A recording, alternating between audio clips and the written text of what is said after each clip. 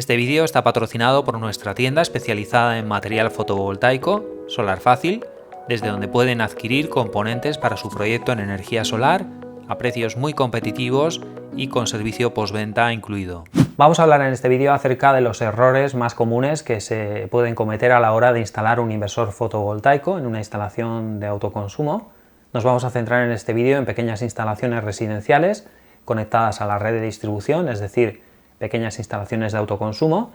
y como os digo, en este tipo de instalaciones se suelen repetir algunos de los errores que vamos a ver a continuación. El primer error que se suele repetir bastante es la incorrecta selección del tipo de inversor, es decir, que no seleccionamos correctamente el tipo de inversor que necesitamos o con previsión a futuro, pues bueno, no seleccionamos el inversor adecuado. Aquí os he señalado algunos de los puntos a tener en cuenta, que suelen ser pues bueno, los puntos que más confusión suelen crear, y bueno, sería pues bueno, por un lado saber si queremos tener baterías, si queremos tener un respaldo de energía ante cortes de luz, si queremos inyectar a red, si queremos limitar esa exportación a red porque no nos interesa verter a la red, o también habría que tener muy en cuenta la disposición de los paneles fotovoltaicos en el tejado o en la cubierta, dado que dependiendo de la orientación, dependiendo de las sombras, etcétera, pues bueno, tenemos que elegir un tipo de inversor u otro. Una de las consultas más habituales que nos soléis hacer es, bueno, pues que queréis añadir baterías en vuestra instalación, y hay muchas personas que se llevan la sorpresa de que en su instalación, con su inversor fotovoltaico, no pueden añadir baterías. Sí que es cierto que hay alternativas, añadiendo otro tipo de retrofit o inversores de aislada en la instalación, pero bueno, de entrada ya la sorpresa, hay mucha gente que se la lleva porque se da cuenta de que tiene una instalación que ha realizado desde hace muy poco y un inversor nuevo, el cual no permite añadir unas baterías. Hay personas incluso que se llevan la sorpresa de que cuando hay un corte de luz se quedan sin energía en toda la casa, incluso cuando hay energía solar, así que esto va a depender un poco del inversor que vayamos a elegir. Si queremos tener baterías, si queremos tener una función de respaldo para estar cubiertos ante cortes de luz, etc. Por otro lado, también tenéis que tener en cuenta que todos estos inversores de autoconsumo permiten inyectar a red los excedentes, dado que están acoplados a la red. Cuando tenemos excedente de producción, esa energía se puede verter a la red. Pero hay que tener en cuenta que no todos los inversores permiten realizar la inyección cero o vertido cero, que sería limitar la exportación a la red, es decir, para personas que no le interese inyectar los excedentes, lo que les sobra, pues bueno, no todos los inversores son capaces de hacer esto, y hay que tener en cuenta que si el inversor lo permite, también va a haber que añadir algunos accesorios como pueden ser batímetros, cable, etc. Por otro lado, también tener en cuenta que, bueno, pues si elegís un tipo de inversor como este que estáis viendo ahora mismo en estas imágenes, que sería un inversor híbrido pero destinado para aislada, este tipo de inversores sí que es cierto que se pueden llegar a adaptar a una instalación de autoconsumo, pero bueno, tiene una serie de desventajas, como por ejemplo que no nos permitiría inyectar a red los excedentes, por un lado. Por otro lado, quizás la desventaja principal es que no se puede legalizar, porque lógicamente es un inversor que está pensado para aislada y no lo podemos utilizar para conexión a red, aunque con conocimientos técnicos suficientes, pues bueno, es fácil adaptarlo, dado que estos inversores suelen tener una entrada para grupo electrógeno, para generador, una entrada para instalaciones aisladas donde queremos una fuente de energía para cuando, por ejemplo, no hay suficiente sol o no tenemos suficiente batería, y en esta entrada de grupo electrógeno es donde podemos añadir la red para tener apoyo de la red de distribución, así que se puede adaptar perfectamente a una instalación de conexión a red. El inconveniente, como os digo, es que bueno, pues no está pensado para ello, no permite inyectar excedentes, y por otro lado no lo vamos a poder legalizar porque la documentación que adjuntan este tipo de inversores es para instalaciones realmente aisladas, no para instalaciones conectadas a la red. Así que tendréis que tener en cuenta que existen en el mercado diferentes modelos de inversores, sobre todo los híbridos de aislada, que suelen dar un poco error a confusión a la hora de hablar de ellos, y no es lo mismo un inversor híbrido de aislada que un inversor híbrido pensado para conexión a red. Otro de los aspectos muy importantes a la hora de elegir un inversor fotovoltaico es bueno, pues en función de la disposición de los paneles que tenemos en la cubierta, en función de si tenemos sombra o no en alguno de los paneles. Ya sabéis que bueno, pues cuando hay sombras hay que intentar evitar a toda costa las sombras, es mejor poner menos paneles, pero intentar siempre evitar esas sombras. Hay veces que no queda más remedio, como por ejemplo una pequeña antena de televisión, un cable, etcétera. Pues bueno, eso se podría corregir añadiendo algún microinversor en la instalación, optimizadores, etcétera. Pero como os digo, pues bueno, tenemos que tener muy en cuenta que sobre todo el tema de las orientaciones es muy importante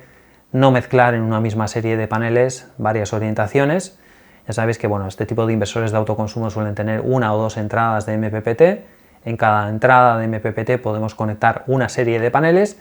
y todos esos paneles que van en serie tienen que ser de las mismas características y tienen que estar orientados perfectamente igual todos los paneles. Es decir, en este ejemplo no podríamos mezclar, por ejemplo, paneles de esta orientación con esta para formar un string, para formar una serie de paneles, porque bueno, pues no sería nada eficiente y podríamos causar incluso problemas a las células de los paneles. Así que, como os digo, tenemos que elegir el inversor en función de la orientación de los paneles, de las sombras, etcétera. Como os digo, pues bueno, si hay mucha afectación de sombras y tenéis un tejado tan problemático como este, pues bueno, igual lo más sencillo es optar por microinversores, que ya sabéis que los microinversores funcionan a nivel de módulo y van a ir produciendo lo que va dando cada panel, independientemente de la orientación a la que esté, pues bueno, un panel no va a afectar a otro. Así que bueno, habría que tener en cuenta, como os digo, todos estos puntos a la hora de elegir un inversor fotovoltaico. Otro de los errores muy habituales que se suelen cometer en este tipo de instalaciones de autoconsumo es el mal dimensionado del inversor fotovoltaico, ya sea porque hemos calculado mal la potencia que necesitamos obtener del inversor, o ya sea porque hemos calculado mal la potencia de entrada de paneles solares para que el inversor funcione de forma eficiente, ya sea por lo que es el voltaje o la corriente. Aquí podéis ver que en la ficha técnica de este Fronius Primo, que he puesto como ejemplo, es un inversor que tiene dos entradas para dos series de paneles, es decir, tiene dos MPPT. Por cada entrada podemos conectar desde los 80 hasta los 1000 voltios de paneles, pero para que funcionen de forma eficiente, pues bueno, tendríamos que buscar los parámetros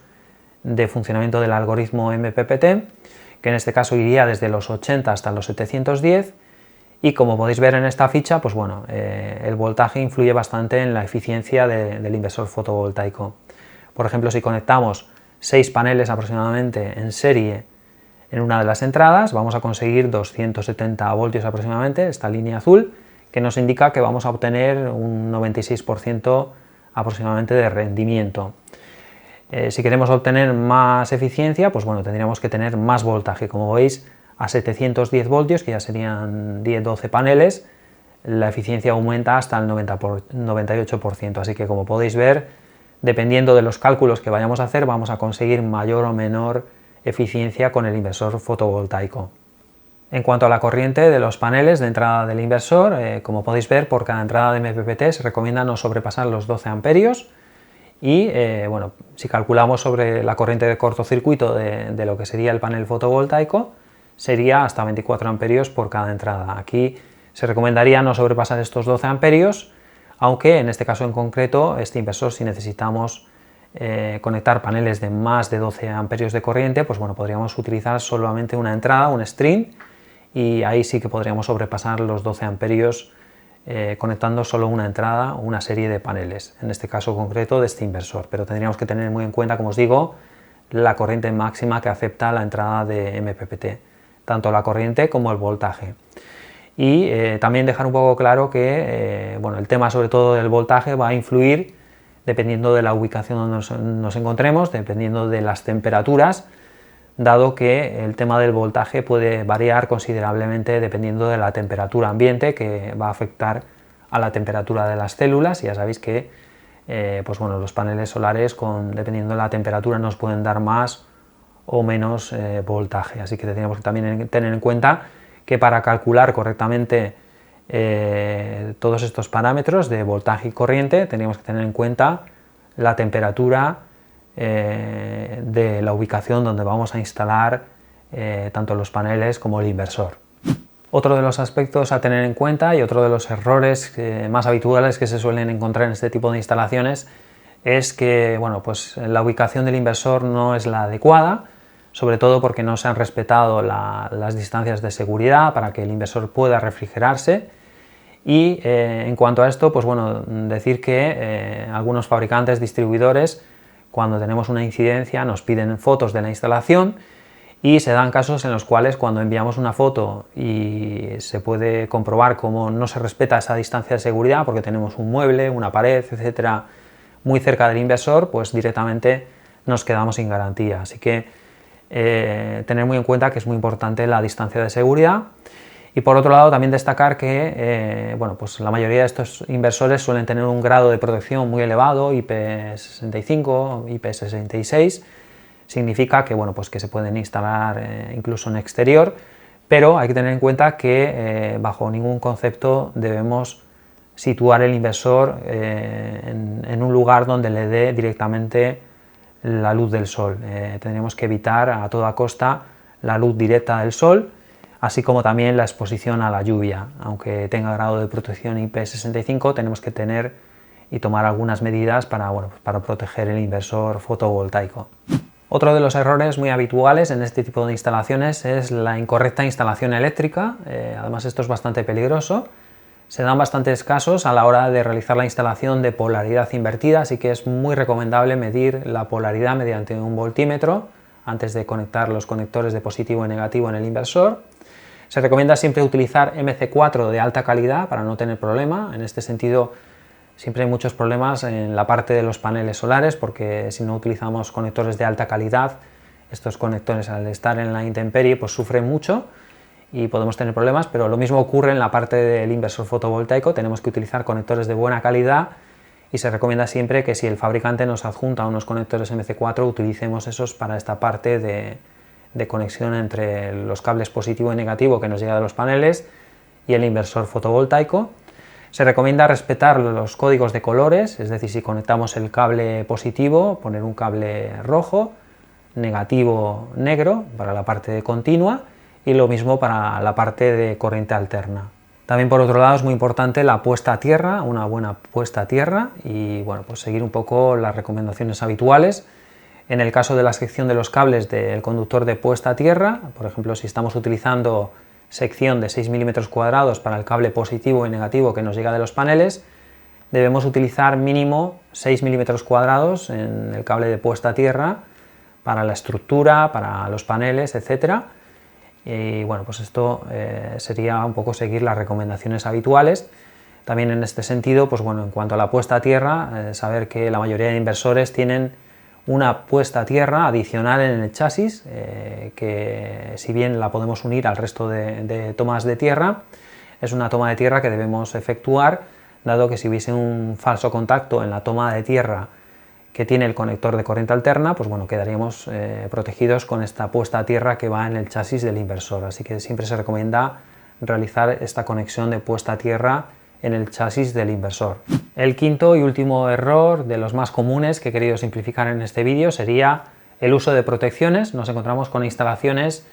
que no tienen protecciones en la parte de corriente continua y nosotros siempre recomendamos añadir unas protecciones en esta parte de corriente continua entre los paneles y el inversor. Si bien es cierto que, bueno, pues algunos fabricantes indican que no es necesaria esta protección, dado el coste tan bajo que tienen este tipo de protecciones, pues siempre es recomendable añadir unas protecciones, al menos unos fusibles, protecciones de sobretensiones o algún elemento de corte. Y por otro lado nos encontramos con instalaciones que tienen este tipo de protecciones de corriente continua, pero de dudosa calidad y en las cuales, pues bueno, hay instalaciones donde están teniendo problemas. Como podéis ver en estas fotos, pues bueno, son unos magnetotérmicos que pusimos en una instalación y al poco tiempo, pues bueno, ya hemos tenido problemas. Así que, bueno, pues la recomendación más clara sería intentar utilizar protecciones, sobre todo en esta parte de corriente continua, y que sean protecciones de muy buena calidad. Así que, bueno, esto sería un breve resumen de algunos de los errores más habituales que se pueden dar en este tipo de instalaciones. Espero que os pueda ser de ayuda, sobre todo para los que tenéis pensado comenzar un proyecto de energía solar, que os pueda ser de ayuda. Y nada más, espero que os haya parecido interesante y hasta la próxima.